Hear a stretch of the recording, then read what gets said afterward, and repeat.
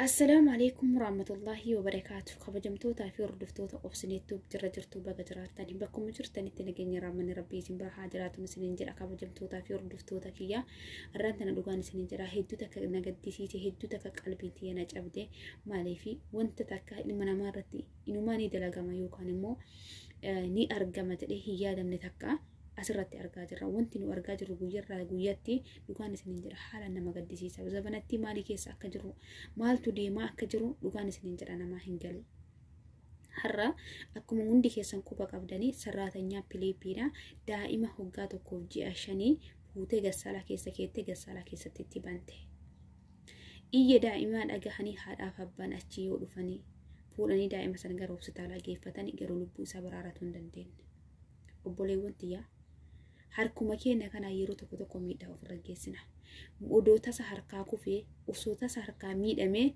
nama hin gaddisiisu harka ofiitii fuutee maashinii keessa keettee itti banuu hin beeku amiroon isii likkee aga jiru qaane namni fayyaa qabu macheem akkas dalagaa jedhee hin yaadu'an obboleewwan tiyya yoo namaa gamte jiruun biyya namaa jireenya addunyaa jiruun biyya namaa dhugaan isiniin jira obsa barbaachisti muuxannoo fi muudannoo hedduu qabdi nama obsa qabutu waa hunda keessa taree bakka yaadis ga'uu danda'a jiruun biyya namaa obsa nama barbaachisti keessatti ijoolleen mana madamii jirtan ijoolleen reeftan biyyarraa dhufaa jirtanii ofii kennuu guddaa godha ijoolleen mana daa'immanii galtanii jechuudha isinii gamtee waan taatayyuu dhabdanii badaa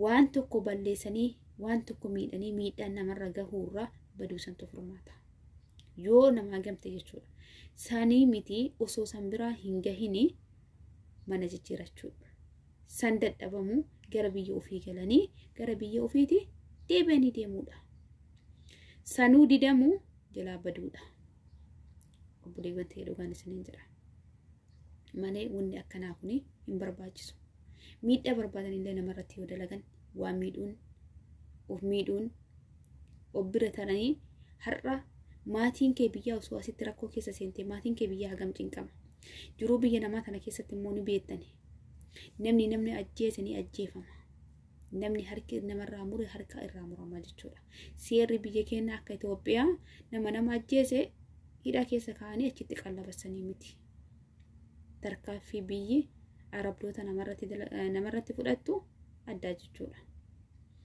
kanaafuu obboleewwan tiyyaa lubbuu keessanis waa miitanii lubbuu keessanis miidhuu osoo hin taane of eeggannoo keessattuu ijoolleen mana daa'immanii daladdan ka daa'imma fidataa isin bira oolchan jijjiiranii gariin ammaa obboleewwan bira kaatti daa'imman isaanii immoo dhugaan isiniin jedhan marraa gadi hin teettu nama aarsitii garuu immoo obsa nama barbaachisa obsaa fi of eeggannoo guddaa nama barbaachisa namni mana ijoollee dalagu jechuudha ni ulfaata akka ulfaatu hundi kennan beekna dhugaan isiniin jedhan mana daa'immanii dalaguurra doora 3 dalaguu filadhaan gama kiyyaan jechuudha yeroo tokko obboleettiin namitti hambira jiru jechuudha qaalitti hambira jiru Filiippii qabdi Filiippiin galtee bira baatii 2 ijaasaa fudhattee deemtee fudhattama san keessaa qaalitti sarraatanyaa hin fudhanne ijoollee 3 qabdi 3 dhuufuma kunuunfataa turte jechuudha gamucaa hin deebitutti gaafa tokko nu bira fidanii jechuudha ijoollee tana adaadaa qaalitti tiyyaafatu amiree ta'e inna ijoollee ofii fiddee asinatte biraa deemte qaalittiin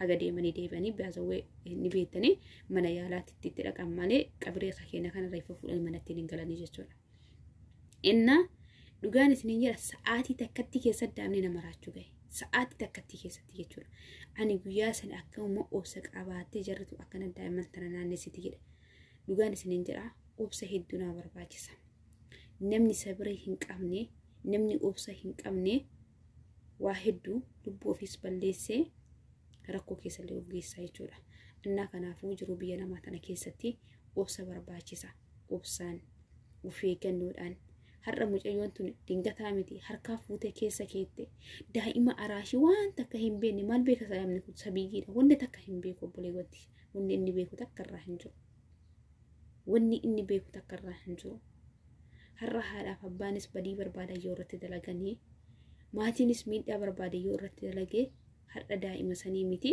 maatii masanii iyyuu deebitee miidhuun qabdu dandeettu biraa deemuudha malee karaa nagaatiin jechuudha.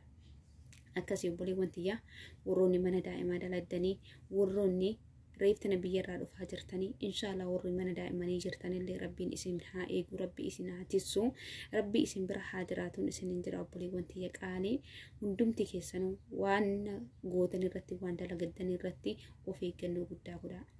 Daa'imman osoo nargiffaa darajaaf abaatee achirraa kufuu dandeetti. Waa hedduutu jira jechuudha. Waa hedduutu jira. Of eeggannoo guddaa nama barbaachisa. Inshaallah rabbiin kan nu haa eegu, isuma kan nama eegu, rabbiin guutuu akka biyyarraa baaneen biyya keenyatti nu haa deebisu. Hedduu takka ulfaattee jiruun biyya nama jireenya addunyaa isiinuu qormaata lammataa immoo harkaan ofitti fiduurra of eeggannoo gochuu fayya dursanii isiniin jedha kabajamtootaa fi hordoftoota kiyya dhugaan isiniin jedha wannuma jirullee na harkaa badee. Hedduu takka rifadhe hedduu takka natti dhagahame. Hedduu takka jechuudha. Baazawii hedduu namatti dhagahama. Daa'ima raashiidha. Daa'ima waan takka irraa hin beekne ka miidhamuu isiitii fi akka gaarii jiraachuu isii quba isii hin qabne ka akka haadhaatitti wajjin deemu ni beektanii daa'imman isaanii araashirraa baatii 2-3 irraa fa'atti dhuftee qabde taanaani haadha caala si filatti. Dhugaan isiniin jedha. Haadha caala si filatti. Haadharraa sarratanyatti booddee jechuudha. Akkasii obboleewwan tiyyaa rabbiin nu haa tissu. Rabbiin keenya akka guutuu biyyarraa baaneen guutuu biyyatti nu haa deebisu. Ijoolleen teenya ijoolleen mana daa'immanii galtanii of eeggannoo godhaadha. Jiruma tana keessattuu jiruma biyya namaa tana keessattuu wanti barbaadallee yoo ta'e obsaan dabarsa. Obsuun nama barbaachisa. Waa hunda keessatti obsi furmaata. Har'a jaalanneeti biyyarraa kaanee itti dhufne malee bakka kana dhandhaa mana kana dhandhaa mana gaarii dhandhaa mana badaa dhandhaa hin beeknu jechuudha. Jireenya addunyaatu waa hedduu nu goote akka nama ijaa gurra hin qabne dunuufannee biyyarraa yaane jechuudha. Maaliif jireenya keenyaaf kaayyoo keenya ka ganama biyya baaneef sallaallee waa hunda obsinee sabarree bira taruu qabna. Akka dukkanaa itti nafuu gaaf tokko ni bari'a. Inshaallah keessaa baanaan isiniin jedha hordoftoota fi kabajamtoota kiyya warroonni chaanaala kanaaf haarawaa taatan subscribe share like gochuudhaan maatii naaf ta'aadha.